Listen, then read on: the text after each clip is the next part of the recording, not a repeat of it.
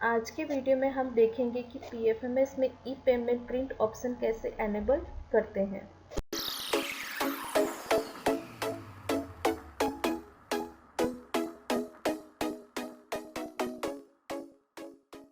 PFMS related और भी videos हम हमारे यूट्यूब चैनल पे अपलोड करने वाले हैं और अगर आप उन वीडियोस को भी देखना चाहते हैं तो आपसे रिक्वेस्ट है, आप हमारे यूट्यूब चैनल पे पहली बार विजिट कर रहे हैं तो वीडियो के नीचे दिए गए सब्सक्राइब बटन पे क्लिक करके हमारे चैनल को सब्सक्राइब करें और सब्सक्राइब बटन के पास जो बेल आइकन है उसे भी जरूर प्रेस करें, जिससे हम हमारे यूट्यूब चैनल पे जैसे ही कोई नया वीडियो अपलोड करेंगे तो उन वीडियोस की नोटिफिकेशन सबसे पहले आपको मिलेगी। अब टाइम वेस्ट ना करते हुए वीडियो स्टार्ट करते हैं। वेंडर को पेमेंट करने के लिए हम पीएफएमएस में एंट्री करते हैं।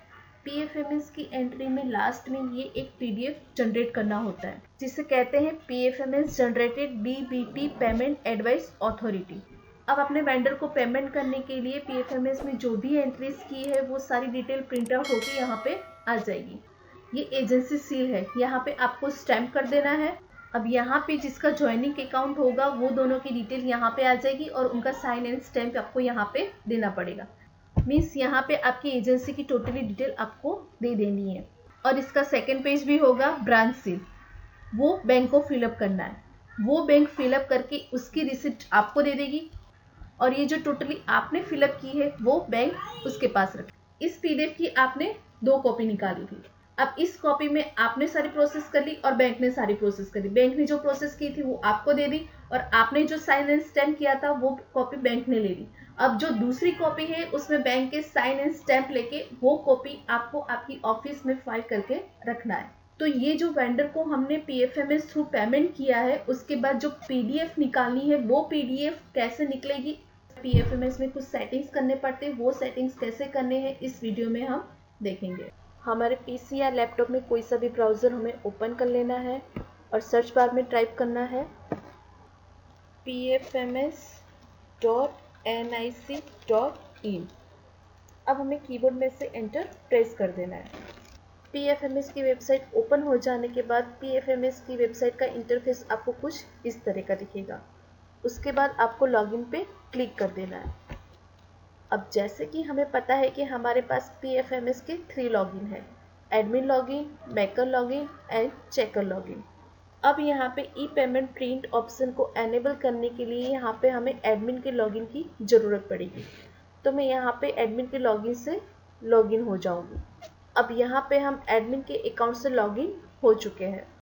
आपको जो ये लेफ्ट हैंड साइड ऑप्शंस दिख रहे हैं उसमें बैंक के ऑप्शन पे हमको कर्सर ले जाना है, क्लिक नहीं करना है। बैंक के ऑप्शन पे क्लिक करते ही दूसरे सब ऑप्शंस ओपन हो जाएंगे। उसमें ये जो ऑप्शन हमको दिख रहा है अकाउंट एक्टिवेशन ई पेमेंट, इस पे हमें क्लिक कर देना है। अब यहाँ पे एक्टिवेशन ऑफ बैंक अकाउंट की न्यू विंडो ओपन हो जाएगी। अब यहाँ पे मुझे स्कीम सिलेक्ट करनी है तो उसके लिए मैं यहाँ पे स्कीम को टाइप करूँगी। तो यहाँ पे मैं स्कीम टाइप करूँगी GJ208। GJ208 जैसे ही मैंने टाइप किया यहाँ पे स्कीम आ गई, तो इस स्कीम को मुझे यहाँ से सिलेक्ट कर लेनी है। अब यहाँ पे हमें अकाउंट नंबर पूछा जाएगा तो यहाँ पे हम हमारे एसएनसी का बैंक अकाउंट नंबर टाइप कर देंगे। तो यहाँ पे मैं मेरी एसएनसी का बैंक अकाउंट नंबर टाइप कर दूँगी और यहाँ सर्च पे हमें क्लिक कर देना है। अब यहाँ पे हमारी एसएनसी की बैंक अकाउंट नंबर की पूरी डिटेल यहाँ पे आ जाएगी। आपको प्रॉपरली चेक कर लेना है। उसके बाद यहाँ सिलेक्ट पे आपको क्लिक कर देना है। अब इफेक्टिव डेट पे हमें 1/4/2021 वो डेट यहाँ पे सिलेक्ट कर लेनी है। तो मैं यहाँ पे 1/4/2021 की डेट यहाँ पे सिलेक्ट कर लूँगी। यहाँ पे मैंने डेट सिलेक्ट कर ली 1/4/2021। उसके बाद अकाउंट एक्टिवेशन टाइप। अब यहाँ पे हमें अकाउंट एक्टिवेशन टाइप पूछा जा रहा है तो यहाँ ड्रॉप डाउन पे हमें क्लिक कर देना है। हम जैसे ही यहाँ पे ड्रॉप डाउन पे क्लिक करेंगे तो हमारे सामने अकाउंट एक्टिवेशन टाइप के 2 ऑप्शंस आ जाएंगे। उसमें से ये जो फर्स्ट ऑप्शन है ई पेमेंट यूजिंग प्रिंट एडवाइस, ये वाला ऑप्शन हमको यहाँ पे सिलेक्ट कर लेना है। अब सभी डिटेल्स फिलअप कर देने के बाद हमें सिंपली यहाँ सबमिट पे क्लिक कर देना है। हम जैसे ही सबमिट पे क्लिक करेंगे वैसे ही एक मैसेज यहाँ पे आ जाएगा, I confirm that correct account number has been enable, मतलब करेक्ट अकाउंट नंबर है तो ओके। हमने जैसे ही ओके पे क्लिक किया वैसे ही यहाँ हमारे अकाउंट नंबर की प्रॉपरली डिटेल हमारे सामने यहाँ पे आ गई। ऊपर यहाँ पे हमने जो भी डेटा फिल किया था वो सभी डेटा यहाँ नीचे आ गया है। इफेक्टिव फ्रॉम 1/4/2021 हमने सिलेक्ट किया था। क्रिएट ऑन, किस डेट को आपने ये क्रिएट किया हुआ वो डेट यहाँ पे आ गई, आपकी यहाँ पे स्कीम आ गई। और स्टेटस में यहाँ अभी आ रहा है pending for activation approval, means अभी ये पेंडिंग है। ई पेमेंट की जो भी प्रोसेस थी टोटली प्रोसेस यहाँ पे फिनिश होती है। अब मैं इस अकाउंट में से लॉग आउट हो जाऊंगी। लॉग आउट हो जाने के बाद हम फिर से लॉगिन के पेज में आ गए। अब हमें क्या करना है, उसी अकाउंट में लॉगिन करना है। हम एडमिन अकाउंट में थे, एडमिन के अकाउंट में ही हमें लॉगिन करना है। अब यहाँ पे मैंने एडमिन का user ID and password type कर दिया है। अब मैं लॉगिन पे क्लिक कर दूंगी। यहाँ यूजर टाइप पे लिखा हुआ आ रहा है लास्ट में ADM, मीन्स हम एडमिन के अकाउंट में लॉगिन हो चुके हैं। अब हमें ई पेमेंट का स्टेटस सिर्फ यहाँ पे चेक करना है, तो उसके लिए वापस से उसी सारे ऑप्शंस में मैं जाऊंगी। अब यहाँ पे इस अकाउंट में हमें कोई भी एंट्री नहीं करनी है, सिर्फ हमें स्टेटस चेक करना है ई पेमेंट का।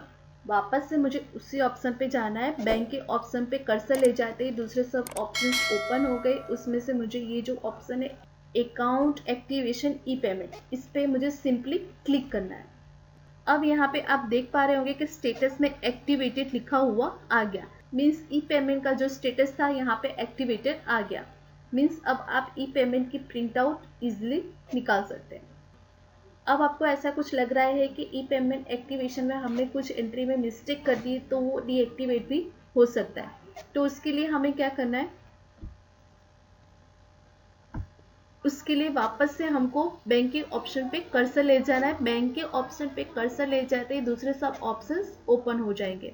तो ई पेमेंट एक्टिवेट करने के लिए हम ये ऑप्शन पे जाते थे अकाउंट एक्टिवेशन ई पेमेंट, पर अब हमें ये अकाउंट को डीएक्टिवेट करना है, तो उसके लिए हम सिंपली उसी के नीचे सब ऑप्शन पे जाएंगे अकाउंट डीएक्टिवेशन ई पेमेंट।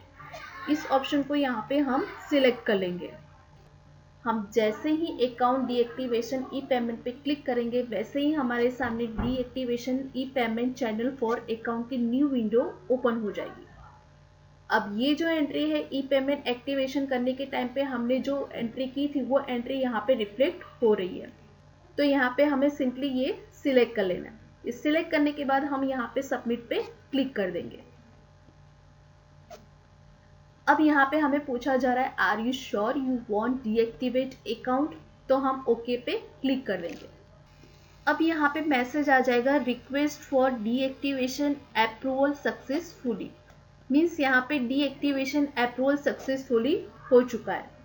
अब ये रॉन्ग ई पेमेंट की एंट्री यहाँ से डीएक्टिवेट हुई है कि नहीं हुई है, तो वो देखने के लिए हम फिर से एडमिन के अकाउंट में से लॉग आउट हो जाएंगे और वापस से हमें एडमिन के अकाउंट में लॉगिन हो जाना है। अब हम वापस से बैंक के ऑप्शन पे जाएंगे। बैंक के ऑप्शन पे जाते ही हमारे सामने दूसरे सब ऑप्शंस ओपन हो जाएंगे। उसमें से ये जो अकाउंट एक्टिवेशन ई पेमेंट है इस पे हम क्लिक कर देंगे।